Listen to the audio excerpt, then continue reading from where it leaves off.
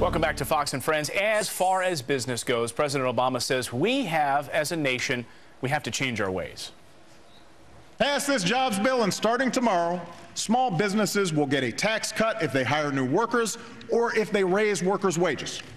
Pass this jobs bill, and all small business owners will also see their payroll taxes cut in half next year. But will President Obama's job plan help or hurt businesses, or just keep it neutral? We're asking our special economics panel this morning. Rob Basso is an entrepreneur and a small business owner. Wayne Kaufman is a chief market analyst for John Thomas Financial. And Nicole Petalides, you know her. She's a Fox Business News anchor. Nice to see all of you this morning. Let's dive into this big question, Rob. We'll start with you as a small business owner. You have your pulse on this. Will small businesses start hiring as a result of this jobs plan? Well, if you look at the last Jobs Act that Obama passed about a year and a half ago, it basically had a dull effect on the economy. People were not hiring. I don't think that a plan that has half the amount of money and effort put towards it is going to get people hiring. I'm hiring at my organization, but a lot of my clients, and I represent over 3,000 small businesses, are not really hiring. And what do they say is the biggest problem? Well, part of it is access to capital, and you look at some of the regulations that are put down. For example, the Dodd-Frank Act that had been passed, there is difficult access to capital because small and medium-sized banks have very high capital reserves. Remember the $30 billion that was supposed to be let out to small community banks? Right. In fact, right now, only $1 billion of that money has actually gotten where it's supposed to go. Money not flowing. Wayne, I'll ask you a similar question. You talk about the regulations. President Obama has identified, at least he says, we don't know specifics, 500 or so regulations that he wants to get rid of, or at least trim back and try to help small businesses. Will that be enough? Well, first of all, Obama has a history of saying he's going to do things and then he does the opposite. So I think the whole speech in a lot of ways was pure grandstanding on his part. Regulations, at this point, the regulatory burden is about 12% of our whole economy, $1.75 trillion.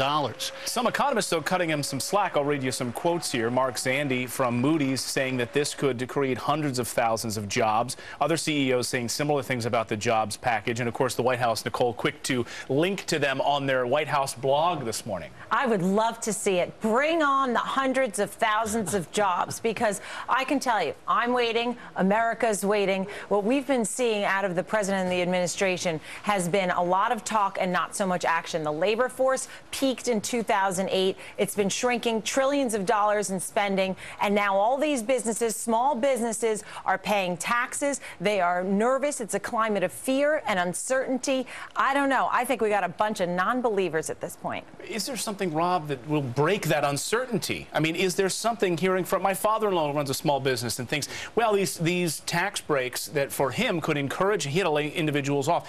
This could actually get him to hire again. But when you're getting a $4,000 tax credit and it's going to cost you, because of regulations, $7,000 in regulations, the math doesn't add up. The last time I checked, if you don't have orders lined up to warrant hiring new employees, you could give somebody half their pay and it would make no difference at all.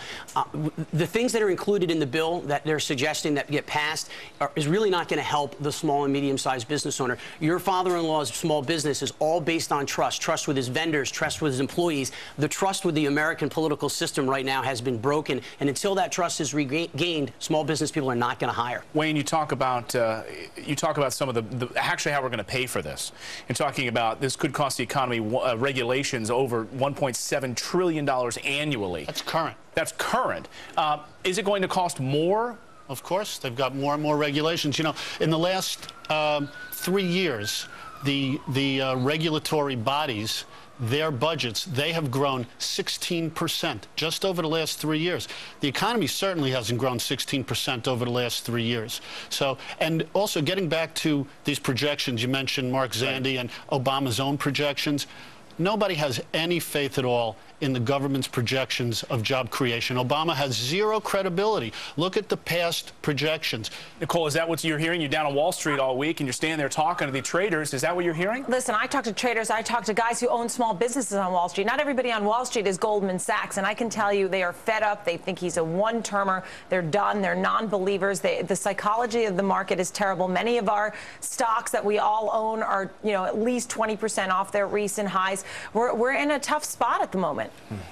All right, Rob, Wayne, and Nicole, we thank you so much for joining us this morning. Clinton, can I tell you one other thing? Please. That next week on Fox Business, we're going to be doing Regulation Nation. So all all the things that are over-regulated, everything from energy to ice cream shops. We've been covering it and just how it's crushing not only the consumer, but the businesses not able to be innovative. That's great. We'll check that out on the Fox Business Network because there's a lot of rhetoric being flown around, but right now it'd be interesting to see some specifics. Thanks to FBN for doing that. Thanks, guys. We really appreciate it.